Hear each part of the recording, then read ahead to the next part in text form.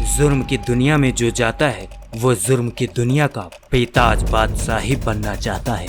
ताकतवर बाहुबली और सब पर हुकूमत करने के जहरीले ख्वाब देखने वाले माफिया कुछ ऐसा कर ही देते हैं कि सलाखें उनका इंतजार करने लगती हैं। आज हम आपको यूपी के 5 ऐसे नेताओं का किस्सा सुनाएंगे जिन्होंने अपराध का रास्ता चुना।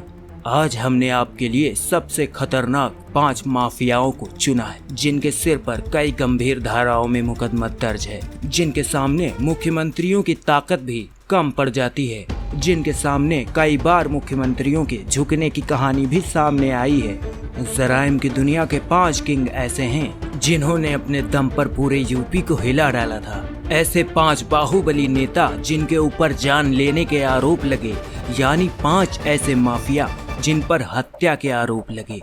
नंबर 1 पर है मुख्तार अंसारी। मुख्तार अंसारी से पावरफुल शायद यूपी में कोई भी माफिया पैदा नहीं हुआ।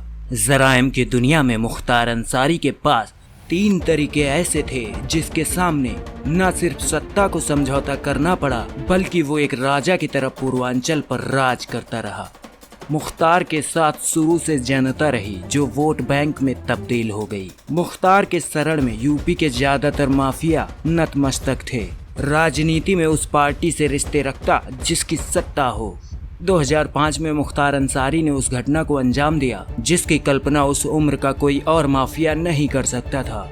मुख्तार अंसारी के घर एक मशीन गन पहुंची, वो इसलिए क्योंकि बीजेपी नेता और विधायक कृष्णानंद राय मुख्तार अंसारी के निशाने पर था। आरोप लगे कि मुख्तार अंसारी ने अपने गुर्गो और मुन्ना बजरंगी अभय सिंह के साथ मिलकर कृष्णानंद राय पर सैकड़ों राउंड गोली चलवाई, जिसके बाद एक ऑडियो भी वायरल हुआ। मुख्तार से अभय सिंह कहता है, चोटी ले आए हैं, मतलब कृष्णानंद राय सिर पर चोटी रखता था और हत्या के बाद चोटी हाथों में लेकर गया। ऐसे 40 से ज्यादा मुकदमे मुख्तार पर दर्ज हैं। मुख्तार अंसारी ने जराइम की दुनिया में कोई भी केस नहीं छोड़ा। मऊ में डबल मर्डर को लेकर और न जाने कितने और मामलों में मुकदमा चल रहा है। अब जराइम की दुनिया में दूसरे नाम की बात करते हैं। दूसरे नंबर पर है विजय मिश्रा। विजय कुमार या विजय मिश्रा एक ही है। यूपी में एक जिला है भदोही। यहाँ का धनापुर गांव बनारस से करीब 50 किलोमीटर की दूरी पर है। इसी धनापुर गांव में विजय मिश्रा का जन्म हुआ। 1980 के दशक में काम के लिए गांव से निकलकर भदोही आ गया। यहाँ आकर पहले पेट्रोल पंप शुरू किया और फिर उनके ट्रक चलने लगे। विजय मिश्रा ने अपने राजनीतिक करियर की शुरुआत कांग्रेस के साथ की थी। 90 के दशक में राजीव गांधी के साथ भी उनकी बहुत नजदीकियां थी, लेकिन उनके जाने के बाद मिश्रा का कांग्रेस से रिश्ता टूट गया। नेताजी यानी कि मुलायम सिंह यादव के संपर्क में आ गए। 2001 में पहली बार सपा ने उन्हें विधायक का टिकट दिया, लेकिन शर्त ये थी कि वो ज्ञानपुर के साथ हंडिया, भदोही और मिर्जापुर के सपा उम्मीदवारों को जितवाएंगे, साथ ही भदोही लोकसभा सीट भी जितवाएंगे। इत्तेफाक से ये सभी सीटें सपा जीत भी गई। विजय मिश्रा भदोही जिले के ज्ञानपुर सीट से विधायक बने। उनके ऊपर 90 आपराधिक मामले दर्ज हैं। विजय मिश्रा पर हत्या और हत्या की कोशिश जैसे कई मामले दर्ज हैं। जुलाई 2010 में बसपा सरकार में नंद कुमार नंदी पर जानलेवा हमला हुआ। नंद कुमार अभी योगी सरकार में मंत्री हैं। 12 जुलाई 2010 में हत्या के इरादे से नंदी पर बम विस्फोट भी किया गया।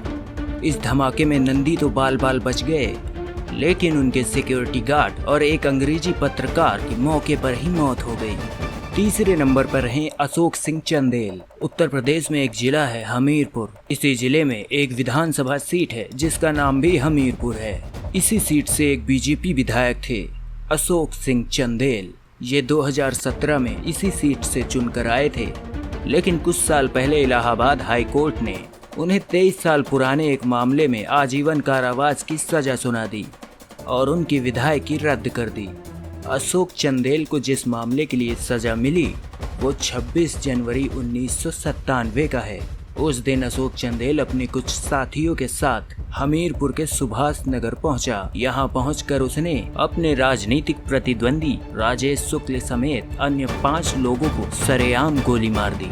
1999 में जब अशोक जेल में थे तभी बसपा ने हमीरपुर सीट से उन्हें चुनाव लड़ने का मौका दे डाला। वो जीत गए और जेल में रहते रहते लोकसभा के मेंबर भी बने रहे। चौथा नाम है इंद्र प्रताप तिवारी। इंद्र प्रताप तिवारी उर्फ खब्बू तिवारी अयोध्या की गोसाईगंज सीट से बीजेपी के विधायक थे, लेकिन पहले सपा से जुड़े थे। खब्बू तिवारी पर हत्या की कोशिश जैसे कई मुकदमे दर्ज हैं। खब्बू तिवारी की लोकप्रियता युवाओं में ज्यादा है, जिसका अंदाजा इस बात से लगाया जा सकता है कि छात्र संघ में सभी छात्र उनसे मिलकर चुनाव लड़ने जाते हैं। इंद्र प्रताप सिंह ने साल 2017 में जनता से वादा किया था कि जब तक जीत नहीं जाते तब तक शादी नहीं करेंगे, और चुनाव जीतने के बाद ही उन्होंने शादी की। उनके शादी के रिसेप्शन में करीब 1.5 लाख से ज्यादा लोग पहुंचे। खब्बू तिवारी ने 2007 में सपा के टिकट पर गोसाईगंज से चुनाव लड़े। उस समय उनके प्रचार में अखिलेश यादव ने ये तक कह दिया था, खब्बू तिवारी की उम्र में हर किसी से गलतियां हो जाती हैं, लेकिन जनता अगर इन्हें मौका देगी तो ये गलती नहीं दोहराएंगे। खब्बू तिवारी पर एक मुस्लिम ठेकेदार की हत्या का मुकदमा दर्ज हुआ। इसके साथ ही दिसंबर 2018 में ठेकेदार अजय प्रताप सिंह के घर में घुसकर गोली मार के हत्या करने के आरोप लगे। हालांकि बाद में फोरेंसिक रिपोर्ट में सामने आया कि विजय प्रताप सिंह ने घर में ही आत्महत्या कर ली थी। खब्बू तिवारी ने 2007 में सपा के टिकट पर चुनाव लड़े। अखिलेश के प्रचार के बाद हार गए। 2012 में बसपा के टिकट पर चुनाव लड़े और फिर हार गए, लेकिन किस्मत खुली योगी आदित्यनाथ की पार्टी यानी बीजेपी में। 5वें नंबर पर है सुरेश्वर सिंह। भाजपा के सुरेश्वर सिंह यूपी के बहराइच जिले की मसही विधानसभा सीट से विधायक हैं। वो यहां से 2017 में दूसरी बार विधायक बने। 2017 में दाखिल एफिडेविट के मुताबिक सुरेश्वर सिंह पर 6 आपराधिक मामले दर्ज हैं। उन पर हत्या और हत्या की कोशिश जैसे मामले दर्ज हैं। 24 साल पहले का मुकदमा उन पर जो चल रहा था, उनमें अदालत ने उन्हें बरी कर दिया है। Bureau report UP24।